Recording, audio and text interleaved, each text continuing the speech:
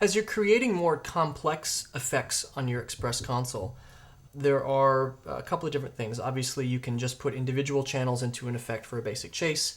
One section we cover how to do groups or cues into your effects. In this section, we want to talk about how to build the steps of your effect live. This is a very useful method because you can actually see the desired look and then actually store that into a step in your effect. So let's talk about how to do that. The first thing I want to do is create the cue that I'm going to be recording into. So in this case, I'm going to go into blind. I'm going to pick cue 51 because it's available to me. I'm going to say type 3 to make it an effect, and I'm going to leave it empty, and I'm just going to do a record enter. So I've basically created a shell cue that is has no information in it. I just told it that it's an effect cue. Now I can go back to my stage display and I can start to build the steps of that effect. I'm going to do something really simple. I'm going to pick channels 1 through 5 at full, and now what I can do is I can record cue 51, and now I have a soft key that will be available to me. I'm going to hit more soft keys 2 times. I think it's on the 3rd page, and soft key 8 is a soft key called step, and I can specify step 1.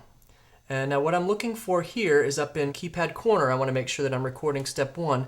And also down here in my attribute bar, you can see that I'm recording 51 /, which is indicating a step 1. And I can complete that command by hitting enter.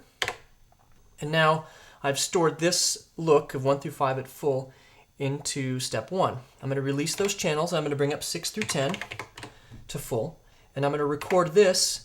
My soft key should still be there. If it's not, you'll have to page into more soft keys, but the console remembered what I was doing. So now I can simply say step, and if I'm building these in order, the console, as you can tell with keypad corner, has automatically incremented to step number 2, but I could specify another step if I'm going out of order. But I'm just going to go ahead and do step 2, enter. I'm going to release my channels. I'm going to bring up 11 through 15 to full, and I'm going to record this as step 3, and I'm just going to make a real simple 3-step effect. Okay, so now I just basically, using my step soft key, have recorded a look that I've created on stage into a specific step of that effect. Now if I look at that effect in blind, you can see that I basically have channels 1 through 5, 6 through 10, and 11 through 15. If I had different levels associated with them, since they're all at full, they're gonna show up at full. But I could actually create an entire look and have that chasing through the effect.